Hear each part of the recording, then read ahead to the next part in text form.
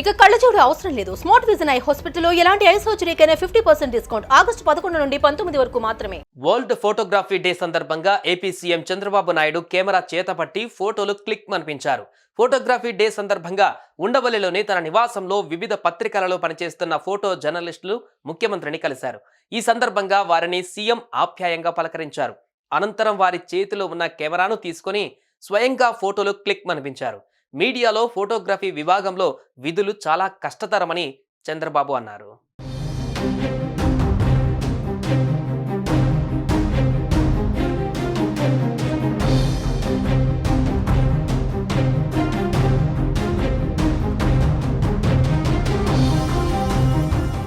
CM Chandrababu camera చేతపట్టి స్వయంగా photo జర్నలిస్టులను ఫోటోలు తీశారు.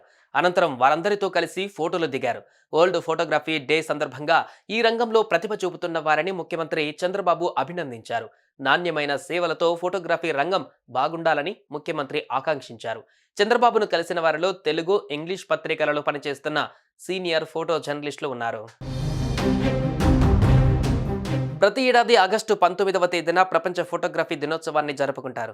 ఫ్రెంచ్ శాస్త్రవేత్తలైన లూయిస్ డాగురే ఇంకా జోసెఫ్ నైస్ ఫోర్ ఇద్దరు కలిసి 1837వ సంవత్సరంలో ఫోటోగ్రాఫిక్ ప్రాసెస్ని అభివృద్ధి చేశారు.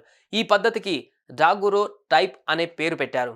డాగురో టైప్ ప్రక్రియలో సెన్సిటివ్ ఉపరితలం నుండి కాంతిని ఉపయోగించి ఫోటోలను తీస్తారు. 1839 ఆగస్టు 19వ తేదీన ఫ్రెంచ్ ప్రభుత్వం డాగురో టైప్ ప్రక్రియకు పేటెంట్ హక్కులను అందించింది. అప్పటి నుండి ప్రతి ఏడాది ఆగస్టు 19వ తేదీన ప్రపంచ ఫోటోగ్రఫీ దినోత్సవాన్ని జరుపుతున్నారు. కాగా ఒకప్పుడు రీల్స్తో ఫోటోలు తీసే స్థాయి నుంచి ఇప్పుడు చిన్న మెమొరీ కార్డులో వందలాది ఫోటోలు తీసే స్థాయికి ఫోటోగ్రఫీ చేరుకుంది. అయితే ఇంతటి పరిజ్ఞానం వెనుక ఎందరో శాస్త్రవేత్తల అధ్యయనాలు, పరిశోధనలు, నిరంతరం కృషి దాగి ఉంది. అంతటి మహానీయులను ఒక్కసారి గుర్తు చేసుకోవడమే ఈ అంతర్జాతీయ ఫోటోగ్రఫీ దినోత్సవం ముఖ్య ఉద్దేశం. సుమన్ టీవీలో మీ పర్సనల్ అండ్ బిజినెస్ ప్రమోషన్స్ కోసం కింది నెంబర్కి కాంటాక్ట్ చేయండి.